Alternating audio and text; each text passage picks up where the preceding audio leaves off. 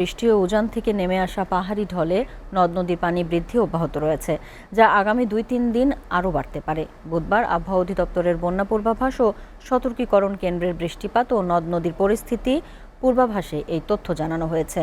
বলা হয়েছে, গত 24 ঘন্টায় ব্রহ্মপুত্র নদের পানি সমতলে বৃদ্ধি পেয়েছে। সুরমা কুশিয়ারার পানি আগামী 2 দিন বৃদ্ধি পেতে পারে। 24 ঘন্টার নেত্রকোনা জেলার ভুগাই, কংস ও সুনামগঞ্জের জাদুকাটা নদীর পানি দ্রুত বৃদ্ধি পেতে পারে, তা 3 দিন পর্যন্ত অব্যাহত থাকতে পারে।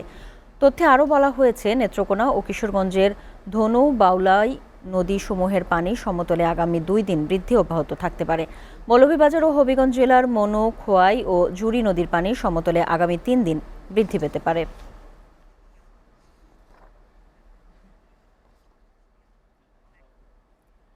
সারা দেশের বিভিন্ন জায়গায় টানা বৃষ্টি ও উজান থেকে নেমে আসা পাহাড়ি ঢলে নদ নদীর পানি বৃদ্ধি অব্যাহত রয়েছে, যা আগামী 2-3 দিন আরও বাড়তে পারে বলে আবহাওয়া অফিস থেকে জানানো হয়েছে। দর্শক, এই বিষয়ে বিস্তারিত জানাতে নেত্রকোনা থেকে যুক্ত হচ্ছেন সহকর্মী দেবল চন্দ্র দাস। দেবল, নেত্রকোনার নদ নদীর পানি বৃদ্ধির সর্বশেষ এই মুহূর্তে কি খবর আছে আপনার কাছে?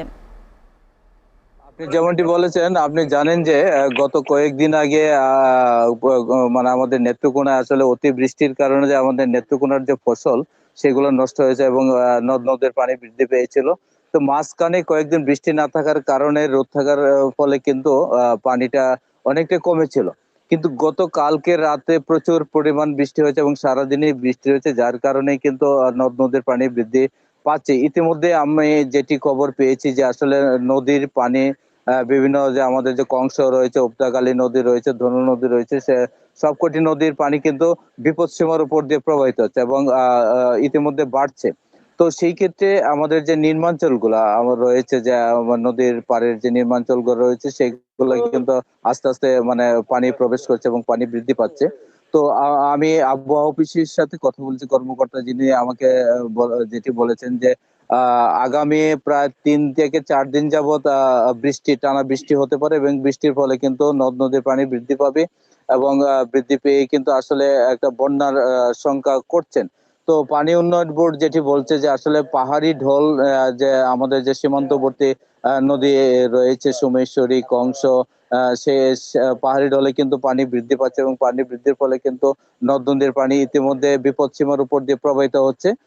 তো এতে করে কিন্তু পানি উন্নয়ন বোর্ড যেটি বলছেন যে হাওর পারে যে নির্মাঞ্চল গুলা রয়েছে, সেগুলো কিন্তু এর মধ্যে পানি প্রবেশ করছে এবং কিন্তু ধীরে ধীরে প্লাবিত হচ্ছে।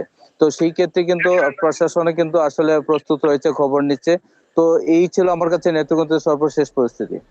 দেবল, আপনাকে ধন্যবাদ। দর্শক, নেত্রকোনা থেকে বৃষ্টির কারণে নদ নদীর পানি বৃদ্ধির খবর জানাচ্ছিলেন সহকর্মী দেবল চন্দ্র দাস।